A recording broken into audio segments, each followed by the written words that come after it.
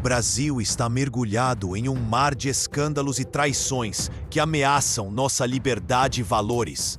Gilmar Mendes, Alexandre de Moraes e senadores desalinhados estão em uma dança macabra que pode custar caro ao nosso país. O que Gilmar Mendes tem a ver com isso? O ministro do Supremo Tribunal Federal, já conhecido por sua trajetória repleta de polêmicas, agora se vê envolvido em um dos maiores escândalos da história da República Brasileira.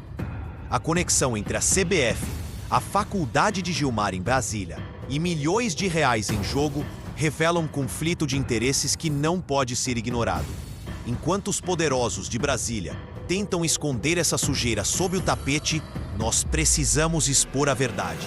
A CBF, sob a presidência de Dinaldo Rodrigues, se tornou um verdadeiro campo de batalha, onde interesses escusos se entrelaçam com decisões judiciais. Gilmar Mendes, com sua influência, não hesitou em favorecer seus próprios interesses financeiros, colocando em risco a integridade do nosso sistema judicial. Mais um ministro do Supremo Tribunal Federal envolvido em um escândalo gigantesco. E dessa vez não é Alexandre de Moraes, não é Dias Toffoli, não é Flávio Dino. Quem você acha que é? Só podia ser ele então, né? Adivinha, é Gilmar Mendes, um ministro já acostumado com escândalos. E dessa vez o escândalo envolve a CBF, a Faculdade de Gilmar em Brasília e milhões de reais em jogo. Esse aqui é com certeza um dos maiores escândalos da história da República Brasileira. E olha que eu já vi muito escândalo na minha vida, viu? Vocês sabem bem disso. Mas que história que é essa? Nesse vídeo de hoje eu vou te explicar em detalhes tudo o que aconteceu. Qual é a relação da CBF com o ministro Gilmar Mendes e a faculdade dele em Brasília, as decisões de Gilmar que configuram conflito de interesses e os milhões de reais que estão em jogo.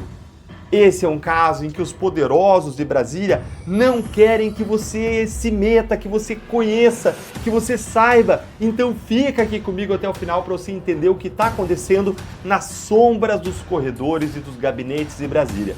E bora lá então para o começo dessa história toda, que é esta reportagem aqui da revista Piauí. Olha aí, a caneta amiga de Gilmar Mendes. Por que tudo de ruim no Brasil parece que tem o dedo do Gilmar Mendes, hein? Vai me respondendo aí nos comentários que eu vou ler aqui para vocês. A passagem de Dinaldo Rodrigues pela CBF tem sido uma sucessão de tumultos. O Cartola assumiu a presidência da entidade de forma interina em 2021, ou seja, de forma passageira, depois que o seu antecessor, o Rogério Caboclo, foi afastado por assediar moral e sexualmente uma funcionária. Rodrigues ficou no cargo até março do ano seguinte, quando se elegeu presidente.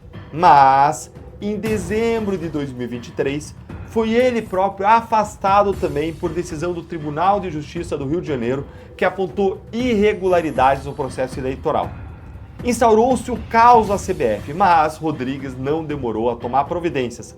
Recorreu aos tribunais superiores em Brasília e pagou 6 milhões e meio de reais dos cofres da entidade para o seu braço direito, o advogado Pedro Trengrose.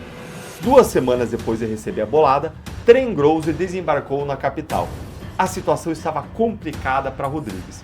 Os escritórios de Brasília, entre os quais o de Rafael Barroso Fonteles, sobrinho do ministro Luiz Roberto Barroso, presidente do STF, já tinham perdido no STJ, Superior Tribunal de Justiça, e no próprio Supremo. Por isso, no dia 22 de dezembro, quando chegou à cidade, o Trengrose depositava suas esperanças numa nova ação interposta no STF, desta vez por iniciativa do PCdoB, partido do secretário-geral da CBF, Alcino Reis Rocha. Esse aqui é o quadro geral, gente. Gente, a gente mal começou a leitura da reportagem e olha a quantidade de interesses envolvidos aqui. O de Dinaldo Rodrigues de continuar comandando a CPF, o dos advogados dele de receberem essa bolada para defender ele nos tribunais superiores, incluindo aí o escritório do sobrinho do Barroso e um partido político de esquerda, o PCdoB, que tem entre os seus filiados um aliado do Dinaldo Rodrigues. E calma que isso aqui ainda vai ficar muito pior, mas se essa história já está te arrepiando, curte o vídeo, porque o maior número de pessoas possível precisa saber disso aqui. Vamos continuar aqui, ó. Nesses casos, o regimento interno do STF prevê que o presidente do tribunal encaminhe um novo recurso ao mesmo magistrado que vinha lidando com o assunto. No caso, o ministro André Mendonça.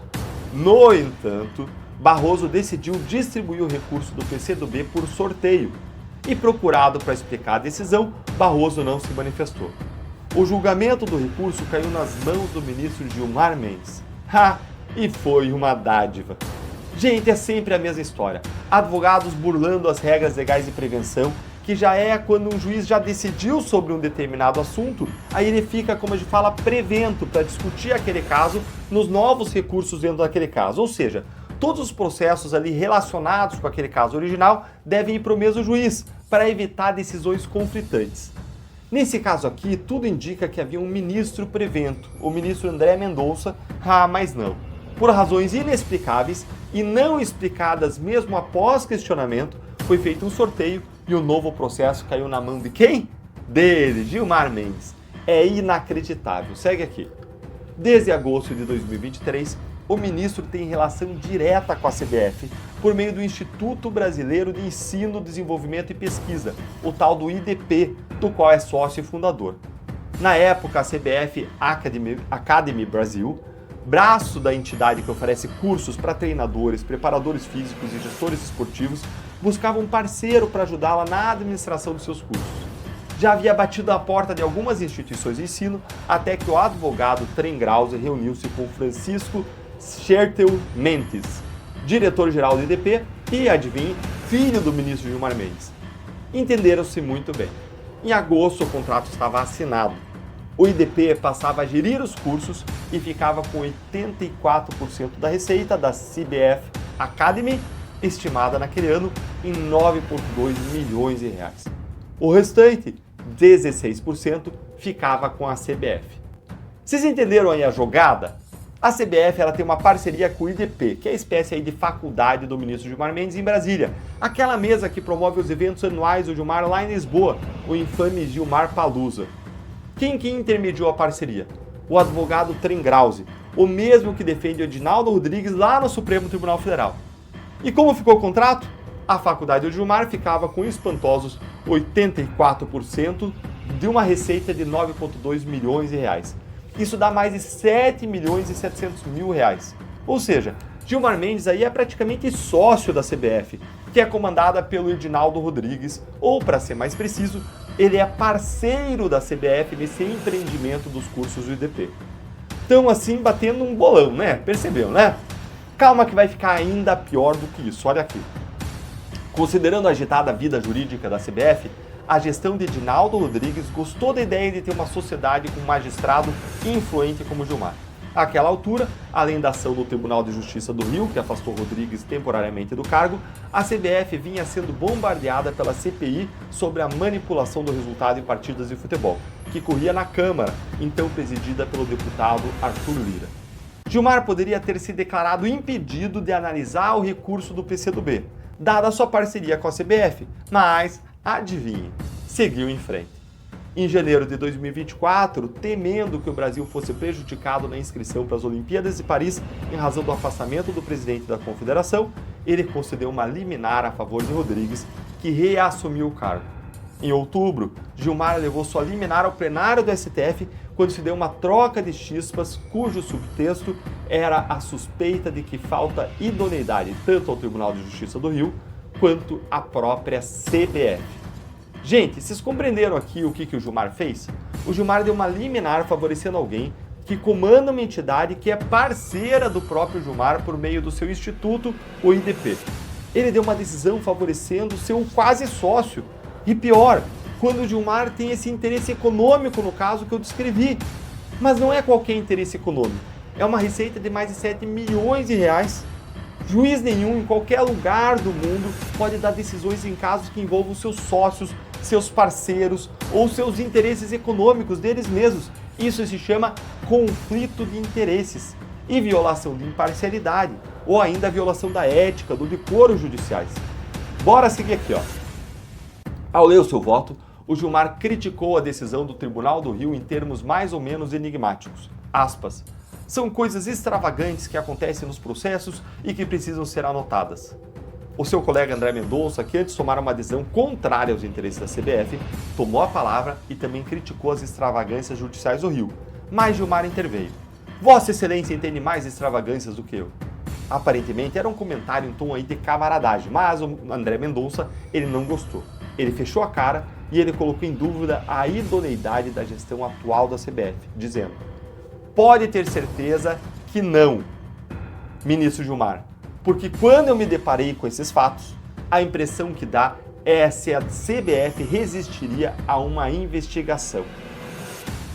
Veja aí então o André Mendonça se opondo aí ao Gilmar e lançando uma suspeita não só sobre o Tribunal do Rio, mas também sobre a própria CBF. Gente, olha só que curioso. O caso então sai do André Mendonça, linha dura aí com a CBF, e caiu no colo do ministro Gilmar Mendes. O sobrinho do Barroso, que fez a livre distribuição, é o advogado. Aí a faculdade do Gilmar tem esse contrato com a CBF e recebe milhões. E então, o presidente do órgão sai favorecido na decisão de quem? De Gilmar. A questão é, por qual motivo o MPF ainda não abriu uma investigação sobre esse escândalo? Por quê?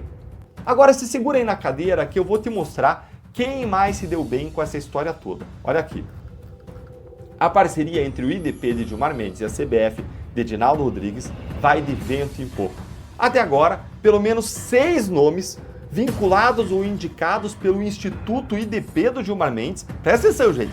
6 nomes vinculados ou indicados pelo Instituto IDP do Gilmar ganharam postos na CBF. Entre eles estão o chefe de gabinete Hugo Teixeira, o diretor jurídico André Matos e o diretor financeiro Valdecir de Souza. A CBF também ganhou uma filial em Brasília em uma casa no Lago Sul. Surreal. Esse é um escândalo. Mas a traição da direita não para por aí. Os senadores, que deveriam ser os guardiões da nossa democracia, decidiram abandonar a anistia aos eventos de 8 de janeiro. Em um pacto vergonhoso, líderes do Senado se alinharam com o governo Lula, ignorando suas responsabilidades e deixando de lado a luta contra os abusos do STF. Essa falta de coragem e fibra moral é inaceitável. A direita precisa se unir e pressionar esses senadores frouxos que se escondem atrás de desculpas para não agir. A solução está nas próximas eleições, onde podemos remover esses traidores e colocar no lugar aqueles que realmente defendem nossos valores. Você não vai acreditar nessa notícia aqui. Os senadores resolveram abandonar a anistia. Olha, se você já estava decepcionado, cansado, exausto, totalmente desacreditado dos nossos senadores, essa notícia vai te indignar ainda mais. Mas eu tenho uma solução para isso que eu vou te contar no final. Lê aqui comigo a matéria que saiu aqui no jornal O Globo. Olha aí, o acordo no Senado entre bolsonaristas e governistas sobre a anistia. Líderes do Senado, alinhados a Jair Bolsonaro e ao governo Lula, fizeram uma espécie de pacto sobre o tema da anistia aos réus do 8 de janeiro. Decidiram que o assunto hoje compete à Câmara dos Deputados e que não será discutido até chegar na casa. A decisão foi costurada com o presidente do Senado, Davi Alcolumbre, que não mostra disposição em pautar o tema. Olha, isso aqui é de cair da cadeira. Parabéns para os nossos senadores, ó! Palmas para vocês, estão certíssimos mesmo, viu? Fizeram a coisa certa, né?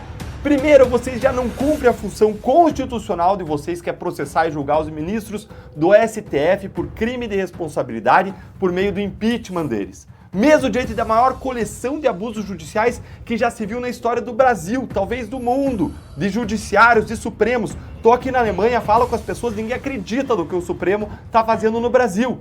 Abusos todos personificados na figura de Alexandre de Moraes, que se acha tão poderoso e é tão vaidoso, ciente da frouxidão de vocês, confiante de que vocês não vão fazer nada. Que ele dá até entrevista para a revista americana com ensaio fotográfico fashion, em que ele joga na cara do Brasil todos os absurdos que ele tem feito nos últimos 6 anos e com orgulho. Primeiro vocês não fazem nada, nem isso. Agora vocês decidem abandonar a anistia, fingir que não é com vocês e dizer, olha, por enquanto esse assunto não é nosso, é da Câmara. O que é isso, senadores? Foi para isso que a direita votou em vocês? Que frouxos, que vergonha. A falta de disposição do Davi Alcolumbre de pautar a anistia é justamente porque não tem pressão interna da casa, dos próprios senadores em cima dele, para pautar a anistia. Aí, olha que coincidência. Como vocês não fazem nada, aí o Alcolumbre joga parado. E aí ele diz que ele não vai pautar. Aí o Hugo Motta agora tem a desculpa perfeita para ele não pautar também. É só ele dizer, olha, eu só pauto se o Alcolumbre também pautar, porque eu não vou enfrentar o STF sozinho. Aí fica todo mundo parado e ninguém faz nada. Que conveniente para vocês, né? Eu duvido que se tivesse 50, 60 senadores em cima do Alcolumbre, botando pressão, fazendo obstrução no Senado, se ele não pautava essa anistia em 2 pulos. A pressão ficaria insuportável até para ele. Chega um momento em que ele tem que virar para o Supremo e dizer, olha, eu tentei segurar o máximo possível, mas a pressão na minha casa, na minha cabeça, está a ponto de explodir. Homem sem espinha ereta, de rabo preso com o Supremo. Essa é a grande verdade, vocês têm rabo preso, sobra rabo preso e falta coragem, falta fibra moral. Se você está tão indignado quanto eu com isso, curte o vídeo com força, para a voz da nossa indignação chegar cada vez a mais brasileiros, eles precisam saber o que está acontecendo nos bastidores da política. Segue aqui comigo, ó. Hoje, a pressão do PL, partido de Bolsonaro, sobre a anistia, está focada na Câmara, sob a figura do líder da sigla, Sóstenes Cavalcante, do PL do Rio de Janeiro. Na terça-feira, Sóstenes foi ao aeroporto de Brasília colher assinaturas de deputados para pautar o pedido de urgência do projeto que anistia os condenados pelo 8 de janeiro. O líder do PL afirma que tem 223 das 257 assinaturas necessárias. O presidente da casa, Hugo Motta, porém, tem evitado se comprometer a levar o tema ao plenário. Motta defende penas menores aos envolvidos nos atos golpistas, mas pontua que o projeto de anistia pode piorar a crise institucional com o judiciário. Eu vou te dizer qual que é a solução para essa palhaçada, para essa pouca vergonha. Daqui 1 ano e meio a gente tem eleições, nós temos excelentes senadores que não estão no meio aí desses que abandonaram a anistia, gente que está comprometida com a anistia e com a luta contra os abusos dos donos do poder. Como o senador Eduardo Girão do Novo, que foi quem liderou o pedido de impeachment contra o Moraes no Senado. Esses a gente vai manter. Mas os frouxos a gente tem que tirar todos pela via democrática por meio das eleições e do voto. Vocês estão achando que a direita não está enxergando o que está acontecendo? Que em 2026 nós vamos esquecer o que vocês fizeram no verão passado? Quem fez isso com a anistia vai ser removido e nós vamos colocar no lugar pelo menos 54 novos senadores comprometidos com o impeachment constitucional de ministros do Supremo. E o que Moraes está escondendo do público? A recente entrevista do ministro Alexandre de Moraes à revista americana New Yorker revela um lado sombrio e provocador.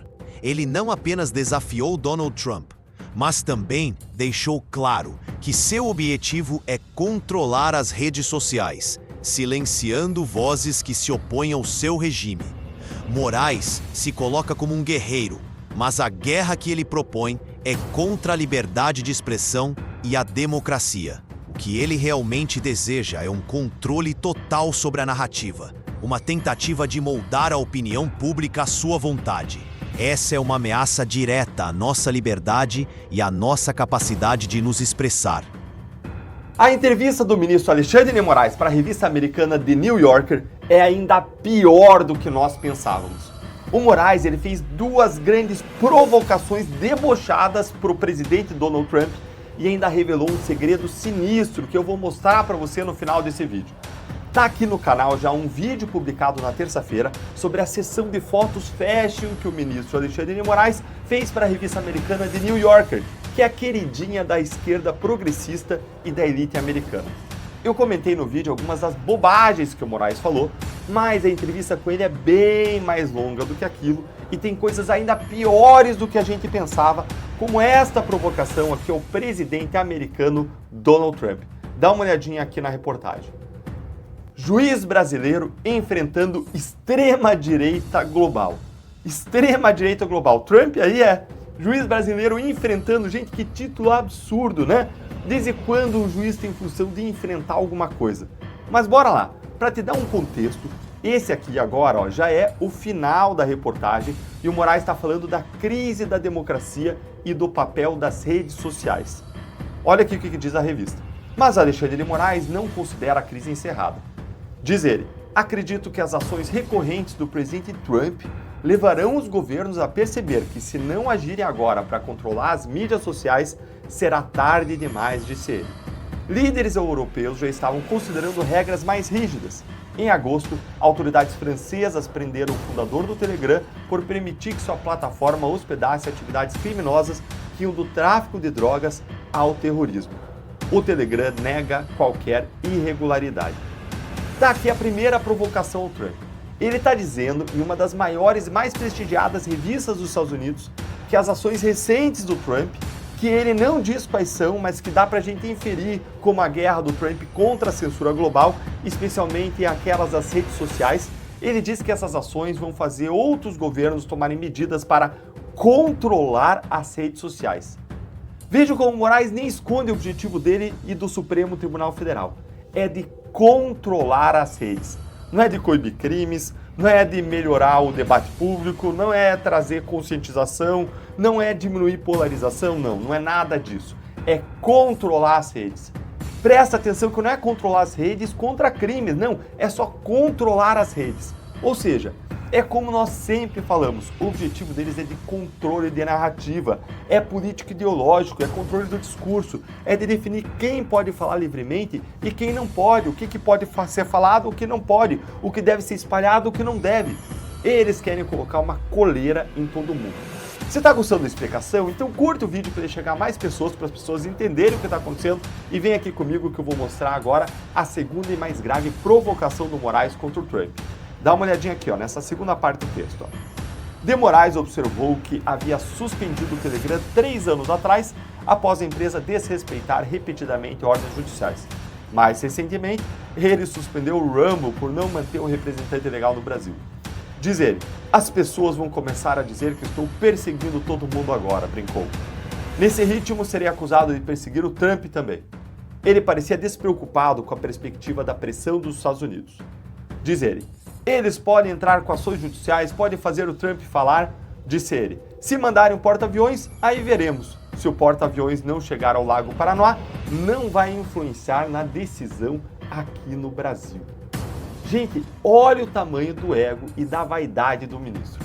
Ele diz em uma entrevista americana para o presidente da maior potência militar que o mundo já viu, um presidente notoriamente esquentado, conhecido por não levar desaforo para casa, por ter como estilo de fazer política nunca mostrar fraqueza, o Donald Trump. Moraes diz para ele que o único jeito do Trump influenciar as decisões dele é se ele mandar um porta-aviões para o Lago Paranoá, em Brasília. Gente, que loucura! Um ministro do Supremo desafiando o presidente dos Estados Unidos dessa forma, fazendo algo que pode até impactar as relações diplomáticas entre os países, que já não são boas. Como, por exemplo, o secretário de Estado, Marco Rubio, nem sequer atende às ligações do chanceler fantoche brasileiro, Mauro Vieira. Que loucura! Mas o Moraes, olha, ele já ouviu aquele ditado, será cuidado com o que você deseja? Pois é, espero que um dia o que você deseja aqui, Moraes, se torne em parte realidade para todo mundo ver como você é valente. Se um dia o Donald Trump decidir mirar em você todo o poderio americano, vamos ver se você vai continuar com esse tipo de provocaçãozinha aqui debochada, né? Agora vamos para o segundo segredo aqui, sinistro. Vamos para esse segredo que eu prometi para você, que eu ia mostrar para você, já mostrei agora as duas provocações. E vamos olhar agora o segredo sinistro que foi revelado na entrevista, que para muita gente da direita hoje nas redes sociais foi a parte mais chocante e mais importante da entrevista inteira. Olha aí. Quando terminamos de conversar, Alexandre de Moraes me acompanhou até a saída, passando por uma exposição de alguns objetos valiosos. Entre eles, uma camisa do seu amado time de futebol Corinthians e 2 estátuas de madeira de divindades afro-brasileiras. Ele explicou que eram Xangô e Exu. Segundo Moraes, lei e ordem, disse ele. Espera aí, eu disse. Xangô não é um deus da guerra? O Alexandre de Moraes apenas sorriu e me conduziu até a porta. Ou seja, para Alexandre de Moraes, Xangô e Exu são lei e ordem. E Xangô para Moraes é um deus da guerra, guerreiro. E ele sorriu para o repórter quando ele questionou isso. Ou seja, o que o Moraes disse ao repórter, que seria equivalente à lei, o tal do Xangô, é na verdade para ele guerra. Quer alguma coisa mais sinistra do que isso? Isso mostra a disposição do ministro, aonde o coração dele está. Ele está considerando a lei como guerra. Lei para ele é fazer guerra contra os seus inimigos, seus adversários. Isso aqui é literalmente lawfare. É a definição clássica de lawfare, inclusive dada pelo próprio Cristiano Zanin, quando ele defendia Lula na Lava Jato, e eles ficavam acusando falsamente a Lava Jato de lawfare, como se a Lava Jato pudesse fazer lawfare quando você tem 3 instâncias recursais para cima. Mas olha aqui o que o Zanin disse sobre isso. Acompanhe na tela. O que é lawfare, segundo Cristiano Zanin, o novo ministro do STF? Um dos pontos da sabatina de Cristiano Zanin, indicados de Lula ao Supremo Tribunal Federal, foi como um ministro da Corte poderia combater o lawfare. A resposta de Zanin foi enfática. Um magistrado não deve combater nada. A posição do Zanin explicitava a sua posição de que juízes não devem ter como orientação de sua atuação o combate direto e proativo a fenômenos políticos e sociais. Ao contrário, em sua visão é papel do Supremo garantir a aplicação da Constituição, o que só indiretamente poderia significar combater o lawfare. Ou seja, absolutamente oposto do que o Moraes está fazendo. Absolutamente oposto. Moraes está sim fazendo o lawfare. Olha isso aqui, gente. Dá uma olhadinha aqui nesse outro trecho aqui agora. Os autores se apropriaram da noção de lawfare para a denúncia também de ações de aparelhos estatais. Ou, através desses, aparelhos estatais são usados para fins de deslegitimar, para prejudicar ou aniquilar um inimigo. A nova conceituação proposta por Zanin, Martins e Valim. O Brasil está em uma encruzilhada e a batalha pela liberdade e pela verdade continua. Precisamos estar vigilantes e prontos para agir. Inscreva-se no canal e ative o sino para não perder os próximos capítulos dessa luta. Juntos, podemos expor esses escândalos e garantir que a justiça prevaleça. A hora de agir é agora.